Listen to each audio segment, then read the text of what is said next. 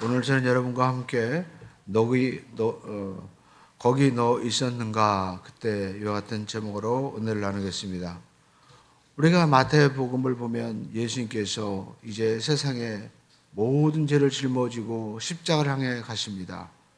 그리고 이 가는 길 동안 많은 사람들의 이야기가 나오고 있습니다.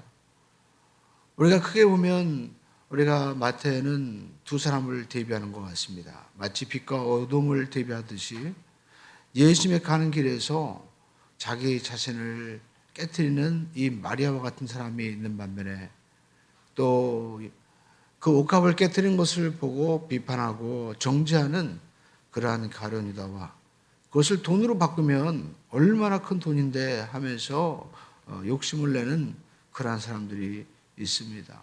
그리고 십자가를 지고 가는 억지로 십자가를 지고 가지만 주님과 함께하는 이 구원의 시몬, 그리고 또 예수 그리스도를 그 앞에 눈으로 보면서도 그를 심판의 십자가로 넘기는 빌라도와 같은 당시 총독이 있는 반면 또 아리마대 요셉과 같이 예수님 앞에 나와서 그 시신을 내게 달라고 요구하는 정말 이제까지 보지 못했던 놀라운 용기 있는 그러한 사람들을 또 만나게 됩니다. 또한 우편의 강도, 좌편의 강도처럼 한 사람은 예수님을 향해서 시험하고 한 사람은 예수님 앞에 구원의 은혜를 베풀어 달라고 요구하죠. 그래서 우리는 이 아침에 우리가 어떤 사람으로 설 것인가, 우리는 정말 하나님의 은혜 아니고서는 그러한 구원의 자리에 설 수 없다는 것을 우리가 다시 한번 발견하고 하나님의 은혜를 구하는 우리 모두가 되어야만 될 줄로 믿습니다. 먼저 우리가 이 가룟 유다를 살펴보고자 합니다. 가룟 유다는 예수님의 제자 가운데서도 가장 훌륭하고 그리고 아주 지혜로운 자였습니다. 그래서 그는 돈꾀를 맡았던 그런 사람이었습니다. 그러나 그가 이제 예수님께서 십자가 못 박혀 죽는다고 했을 때 어쩌면 자기가 생각했던 이 로마로부터 독립은 멀어졌구나 하면서 예수를 그냥 팔아버리고 말았던 것 같습니다. 은삼십에 팔아버렸어요. 어떤 사람은 예수님 앞에 자기의 귀한 나드 향유를 옥합을 깨뜨리는 마리아 같은 사람이 있는 반면에 이제 예수님이 필요 없다고 팔아버리고 말았습니다. 그러나 예수님을 팔아버리고 이제 예수님께서 제사장 가이바의 뜰에 가서 재판을 받는 이 과정, 침뱉고 모욕당하고 무시당하고 그리고 정말 상식 이하의 일이 벌어지는 것을 보고 더군다나 그가 유죄 판결을 받는 것을 보고 가룟 유다는 어떤 마음을 가졌을까요? 그는 뉘쳤습니다. 내가 이거 큰 잘못을 저질렀구나. 왜냐하면 그 재판이라는 것이 적어도 재판을 받고 나서 형이 집행되려면 며칠 있어야 집행이 되는 겁니다. 더군다나 사형 집행이라는 것은 산헤드린의 이 공의 허가가 있어야 되는 것이고 그리고 또 재판을 받은 그 사람도 자기에 대해서 뭔가 입증할 수 있는 시간도 있어야 되는데 그런 것도 없이 그냥 새벽에 일사천리로 이루어지면서 빌라도에게 끌려가는 이런 모습을 보면서 가룟 유다는 이거 내가 완전히 뭔가 잘못했구나. 그러면서 그는 제사장을 찾아간 것입니다. 그리고 제사장에게 받은 은30을 다시 넘겨주는 것입니다. 우리가 27장 3절을 보십시오. 이와 같이 말씀하고 있습니다. 그때 예수를 판 유다가 그의 정죄됨을 보고 예수님께서 이제 유죄 판결을 받은 것을 보고 스스로 뉘우쳐서 그 은30을 대제사장들과 장로들에게 도로 갖다 주며 라고 말씀하고 있죠. 여기서 우리는 가룟 유다가 자기가 잘못한 것을 후회하면서 누구를 찾아갔는지 우리는 주목해 봐야 됩니다. 그는 제사장을 찾아간 겁니다. 그리고 가서 이야기합니다. 자기가 잘못했다는 거예요. 성경 4절을 함께 한번 읽어보겠습니다. 시작.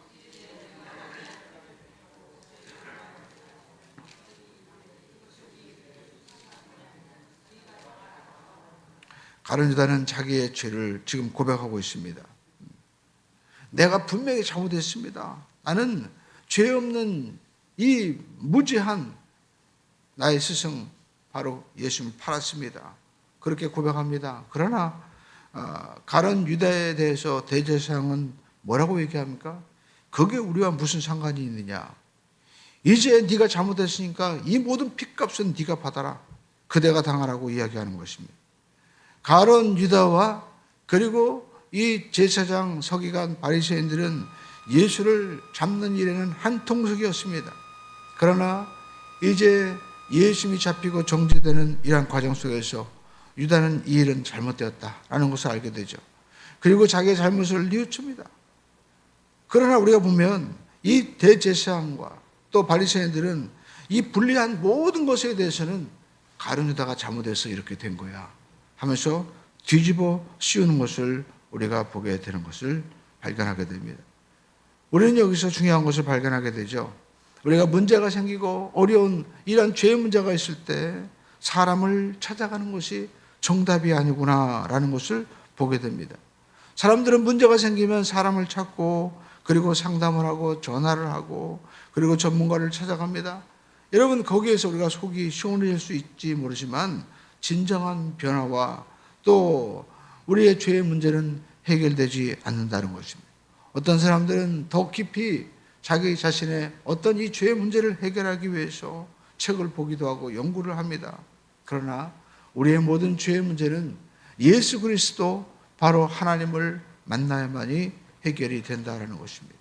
가룟 유다는 내가 예수를 판 것은 정말 잘못된 거야. 내가 어떻게 스승을 은 30에 팔았을까 하면서 자기가 눈이 멀어서 그렇게 한 일을 그는 후회하면서 슬퍼하고 애통했을 것입니다. 그러나 유다는 예수를 찾지 않고 지금 성경에 보면 혼자 후회에 머무르고 사람을 찾아갔다라는 것입니다. 여기서 우리는 회개와 후회와의 차이를 발견하게 되는 것입니다. 여러분, 우리가 후회는 자기 자신이 혼자 정말 고통하고 자기 잘못에 대해서 자기의 허물을 분명히 인식하는 거예요. 그러나 회개는 예수님에게, 하나님께 돌아가는 것입니다. 그의 삶의 방향을 바꾸지 못했어요. 그래서 후회의 결과는 결국 자기 자신의 목숨을 끊는 것으로 끝을 내는 것입니다. 27장 5절을 보십시오. 유다가 은을 성소에 던져놓고 물러가서 스스로 목매어 죽으니라. 그렇습니다. 지금 이 시대에도 많은 사람들이 자기가 잘못한 것을 분명히 깨닫고 그런 정말 안타까워하지만 예수를 만나지 못하는 인생은 결국 이와 같이 비참하게 끝나고 만나라는 것입니다. 여러분, 가룟 유다는 왜 이러한 선택을 했을까요? 더군다나 그는 예수님을 따라다녔습니다. 그렇지만 자기 판단을, 그는 자기 생각을 버리지 않은 거예요.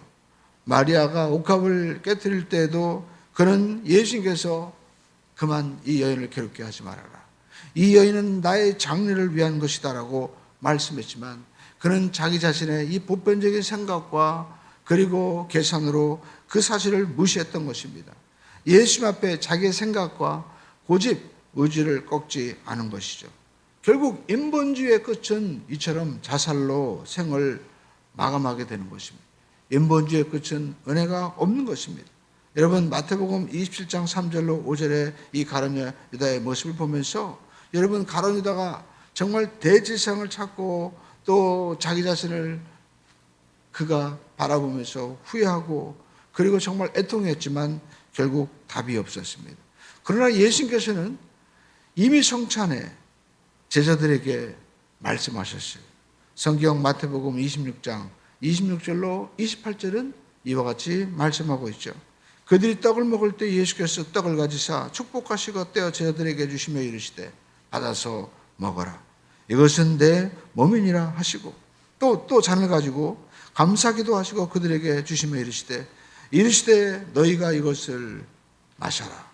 이것은 죄사함을 얻게 하려고 많은 사람들을 위하여 흘리는 바 나의 피 곧 언약의 피니라.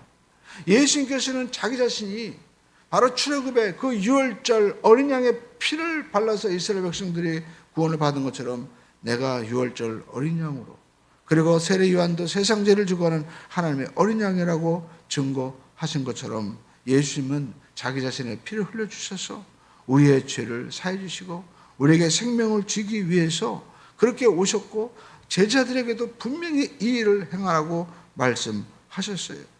그렇다면 가룟 유다도 그 피를 의지했어야 되는데 그는 무시했던 것입니다.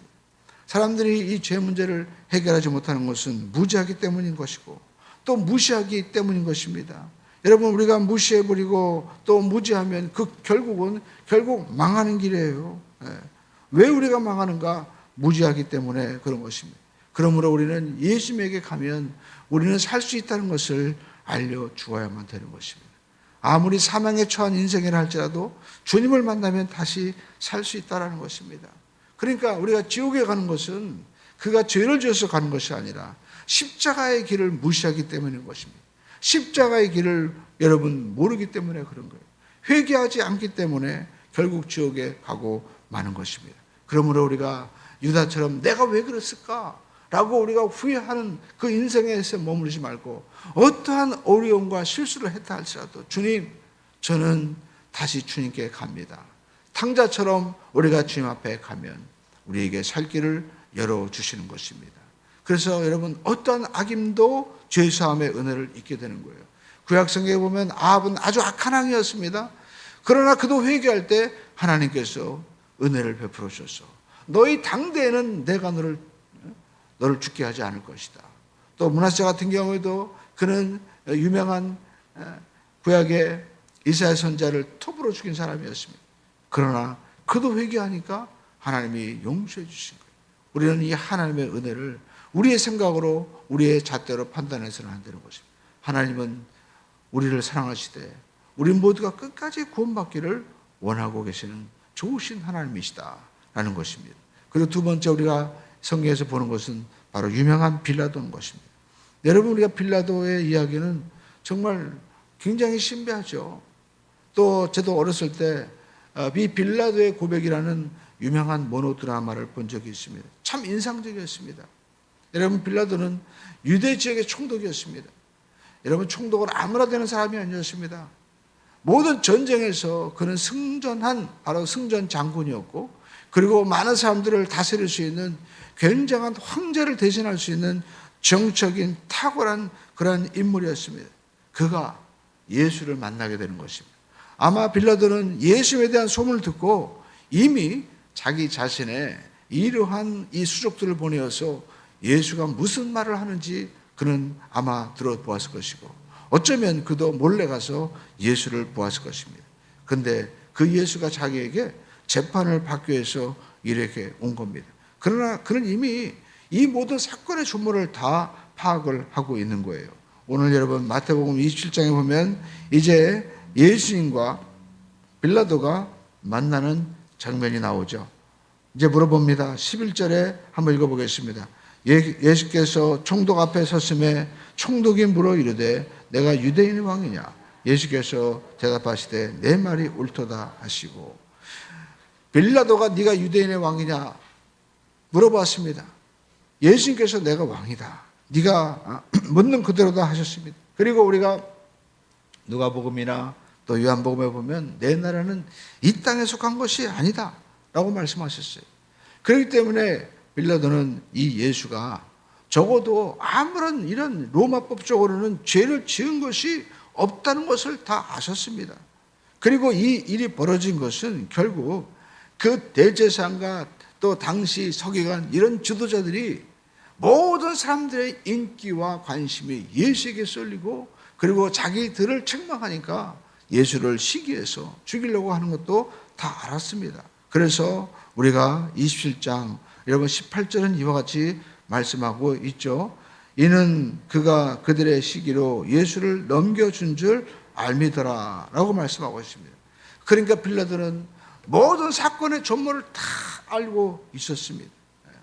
그리고 심지어 그의 아내조차 예수님에 대해서 뭐라고 얘기합니까? 사람을 보내서 얘기합니다. 19절을 우리 한번 읽어보시기 바랍니다. 총독이 재판석에 앉았을 때 그의 아내가 사람을 보내어 이르되 저 옳은 사람에게 아무 상관도 하지 마옵소서. 오늘 꿈에 내가 그 사람으로 인하여 애를 많이 태웠나이다. 그러니까 이 빌라도의 아내가요, 자기가 꿈을 꾸는데 그 예수로 인해서 벌어지는 엄청난 그 무서운 꿈을 꾼 거예요. 그리고 그 예수님이 정말 아무 죄도 없고 또 예수님을 손대서는 안 된다는 것을 이 빌라도에게 사람을 보내어서 이야기할 정도로 그들은 이미 알고 있었던 것이죠. 그러나 오늘 빌라도는요, 이 모든 사건에, 그리고 이 아내의 청을 했음에도 불구하고 그가 내린 결론은 무엇이었습니까? 예수님을 십자가에 못 박으라는 것입니다. 왜 그랬을까요?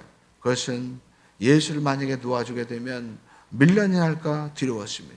그리고 자기의 자리가 위태로워질까 봐 그런 두려웠던 거예요. 그래서 사람들이 소리 지르는 그 소리에 그만큼은 압도되어서 십자가형을 결정하고 말았습니다. 그리고 나는 죄가 없어 라고 얘기하는 거예요. 24절을 읽어보겠습니다. 시작. 빌라도가 아무 성과도 없이 도리어 밀란이 나려는 것을 보고 물을 가져다가 무리 앞에서 손을 씻으며 이르되 이 사람의 피에 대하여 나는 무죄하니 너희가 당하라. 빌라도는 아무리 자기가 보아도 예수는 죄가 없었습니다. 그리고 빌라도는요, 사실 예수님 죄가 없었기 때문에 그는 누구를 놓아주려고 했습니까? 우리가 지금 광복절에 특사를 내보내는 것처럼 자기가 정치 지도자이기 때문에 자기가 놓아줄 권세가 있는 거예요. 그래서 이 명절, 유월절을 절기로 해서 내가 한 사람을 놓아줄 특권이 있는데 나는 이 예수를 놓아주겠다 얘기하니까 사람들은 뭐라고 합니까? 아니다.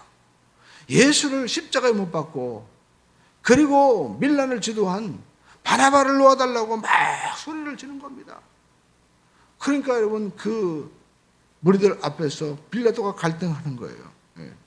왜냐하면 이 빌라도 총독은 이렇게 총독의 그 위치에서 식민지를 지배할 때 가장 중요한 것이 바로 안정이었습니다. 그리고 세금 걷는 거예요. 그러니까 우리는 정말 빌라도처럼 이 땅에 살 그 시간 동안 많은 사람들이 빌라도처럼 나의 길이 안정되고 내가 출세하는 길, 세상 말로 꽃길을 선택하는 거죠. 그러나 오늘 성경에 보니까 시몬과 같은 경우에는 십자가 길을 가지 않습니까?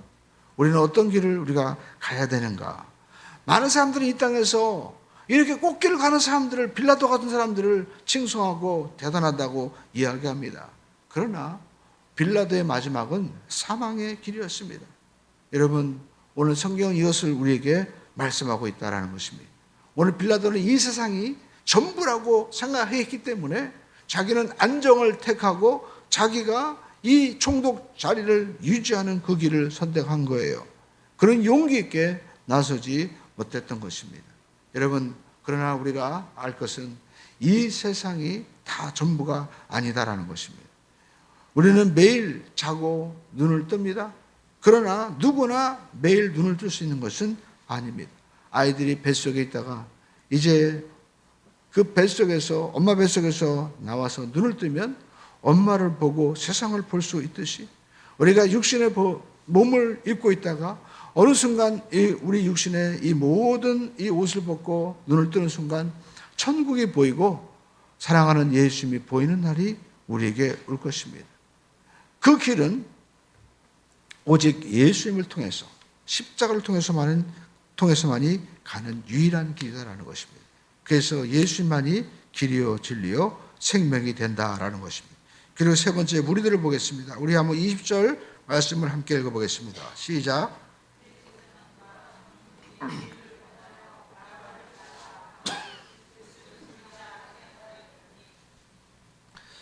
오늘 예수님이 십자가 앞에서 수많은 사람들이 모였습니다. 그래서 지금 그 무리들을 선동하는데 누가 선동합니까? 바로 대제사장과 장로들이 무리를 선동하죠.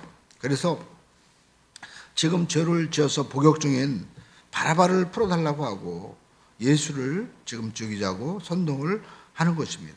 그러니까 무리는 이 대제사장의 선동에 의해서 그냥 속아버리고 말았어요. 오늘 우리가 할 것은 남들이 나에 대해서 말하는 것, 또 남들이 나에게 들은 것을 가지고 행동하고 우리가 남의 목적을 위해서 자기 자신의 이 생명을 거는 사람들도 있다라는 것입니다. 그래서 우리는 이 마지막 시대에 늘 깨어 있어야만 되는 것이죠. 마태복음 24장 우리가 4절을 보시죠. 예수님께서 말씀하셨습니다. 함께 읽어보겠습니다. 시작.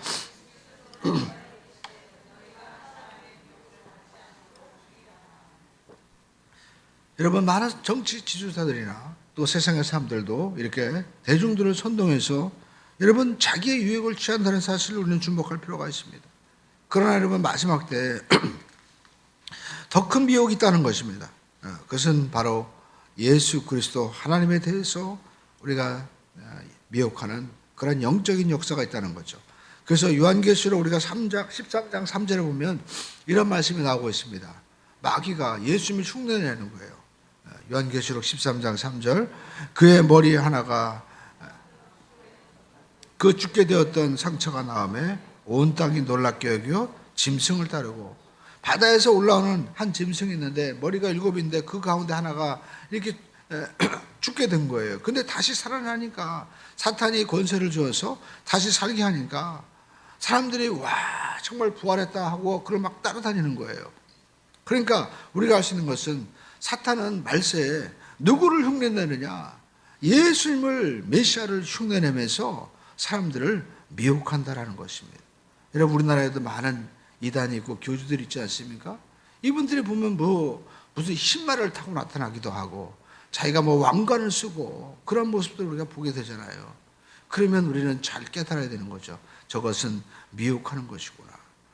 그리고 여러분, 성경 보시면 이제 구레네 시몬이 등장합니다. 구레네 시몬.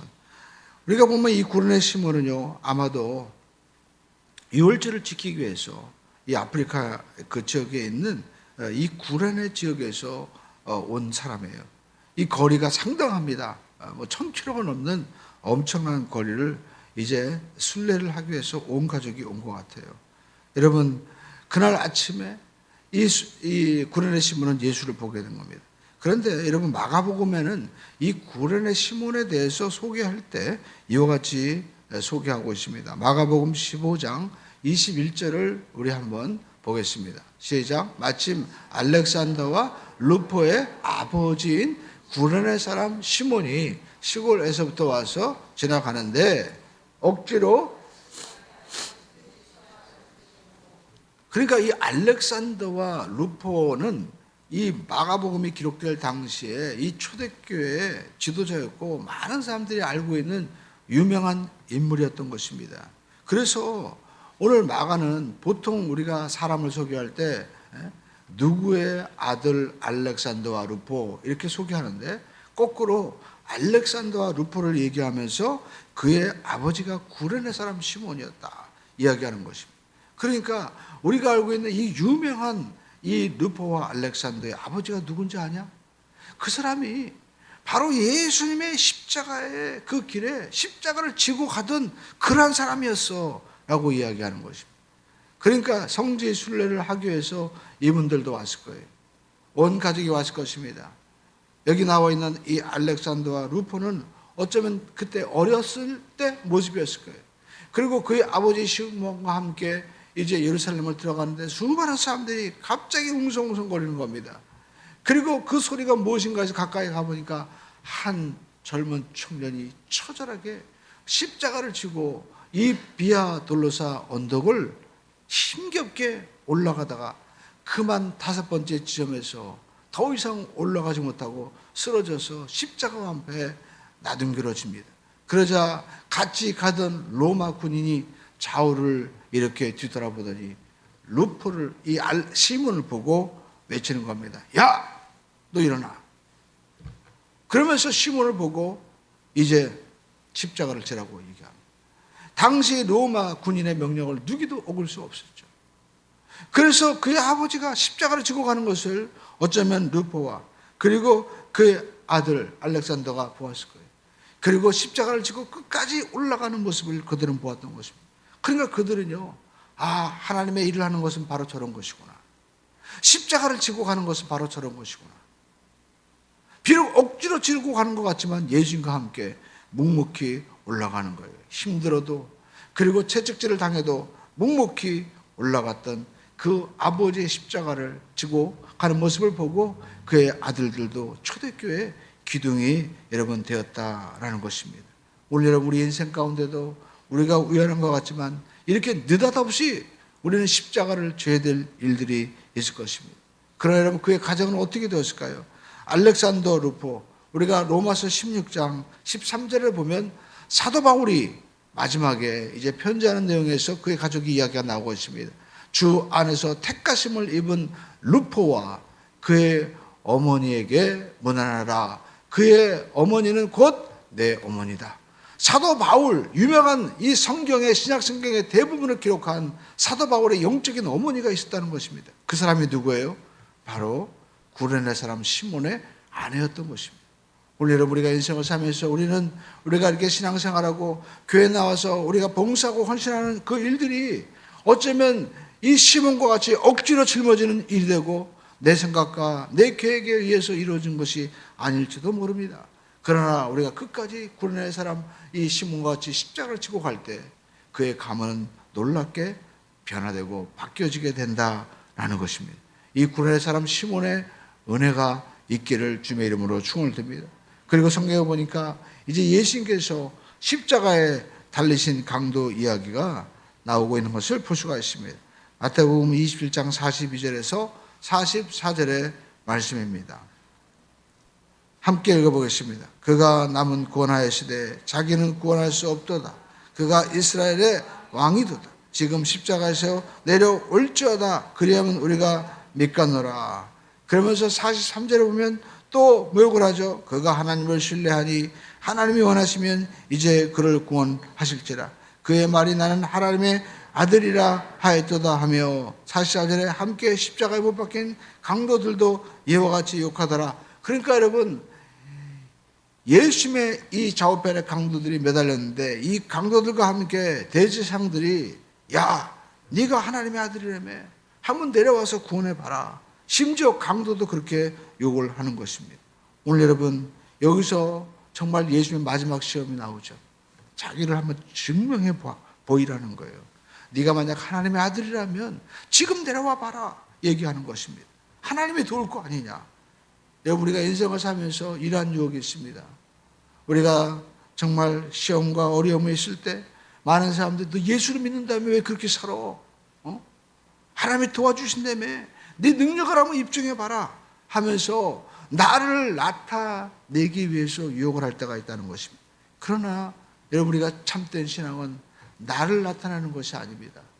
내 안에 계신 예수 그리스도를 나타내는 것이고 하나님의 뜻을 이루는 것입니다.